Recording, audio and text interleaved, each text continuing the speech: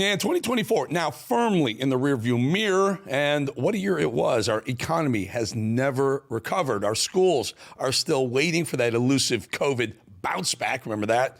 And Joe Biden decided to quit on the nation and basically leave America with no representation on the global stage. As we reflect back in the year it was, I truly realized the alarming lack of leadership that we somehow survived as a country. Luckily, we're that strong. We generally went into an entire year with no president whatsoever. Think about that for a minute. An entire year, rudderless, the American economy, the military, everything under Joe Biden for a year. Now, I'm not suggesting that Biden was really there in 2023 or 2022, but in 2024, we got literally nothing from the dude who's supposed to be running the nation. The White House was completely dark, as we say in studios. When you turn off the lights and go home, the studio goes dark. Well, guess what? The White House was dark. Cobwebs in the Oval Office. Joe Biden spent more time on vacation than he did running the country. Now, that's not an overstatement or a jab. It's a very frightening 100% true fact. The man spent more time on vacation than working. But before we officially turn the calendar for good, let's all remind ourselves about the cognitive decline that the corrupt Democrats and mainstream media, the leftists and media, the propaganda media, the legacy, they lied to us and they tried to hide from us all year. Listen. Beer brewed here, it is used to make the brew beer. My memory is fine. The president of Mexico, Sisi, did not want to open up the gate. A solid meeting with Mitterrand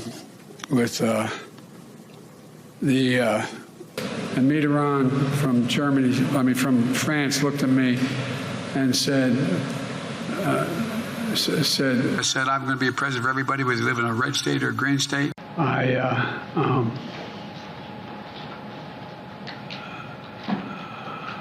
Anyway, I don't want to.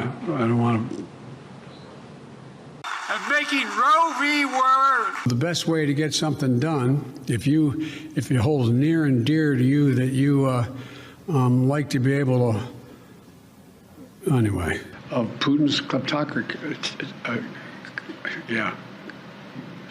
$159 billion left. America is a nation that can be defined in a single word.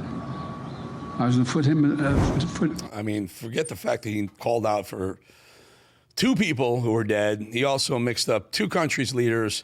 And then, again, Francois Mitterrand, Germany, French, dead, gone. Honestly, folks, for as bad as 2024 was, let's all at least give ourselves a pat on the back for weathering that horrendous shitstorm that was Joe Biden for at least the last year, if not 4 years. Could have been much worse. As we rung in the new year, there were multiple devastating attacks on this country, all from within. We're going to talk a lot about New Orleans and Las Vegas a little bit later in the show, but did anyone see what happened in Oakland, California? Listen.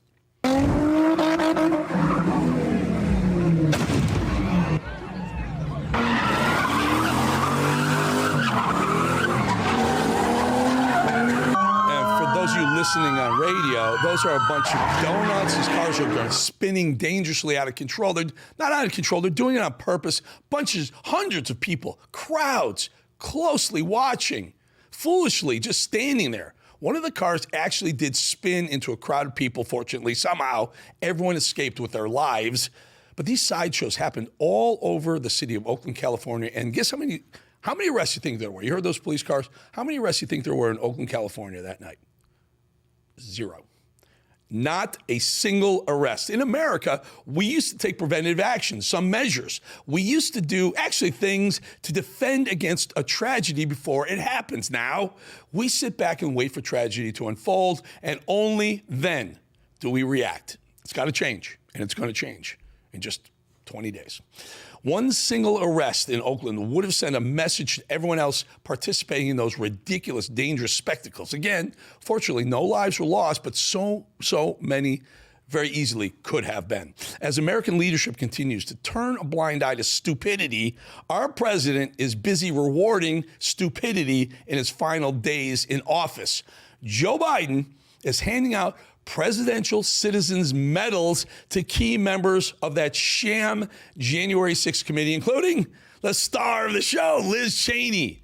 And let's not forget Congressman Benny Thompson. Again, old Joe Biden refuses to let his mistakes go on silence. His love for this BS committee, that January 6th sham of a committee, is yet another major stain on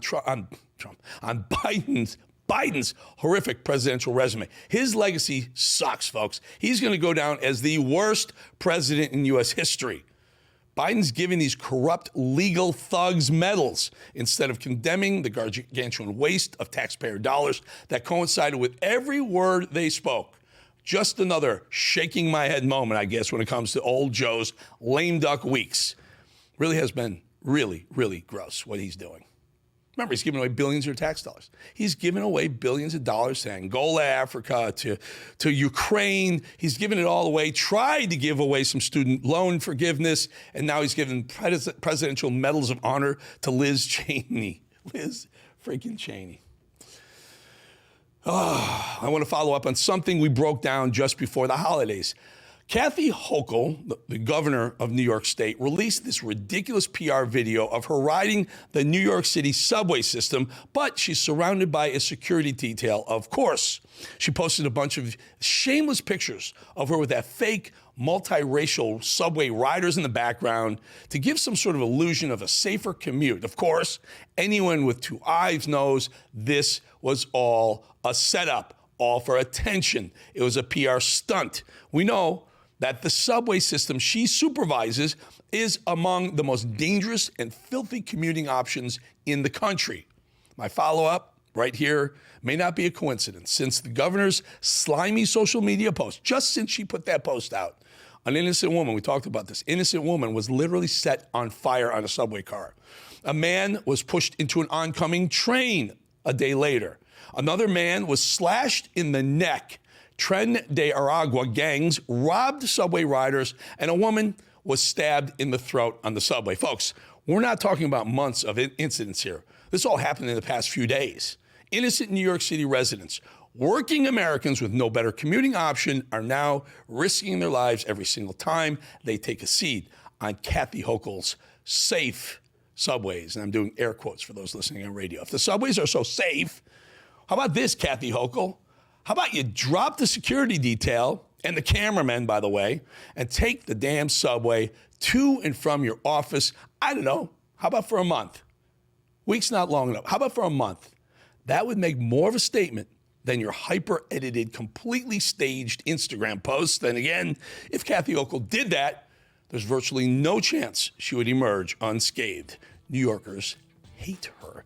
New York State hates her. And the gangs and robbers on the subway certainly pick no favorites either.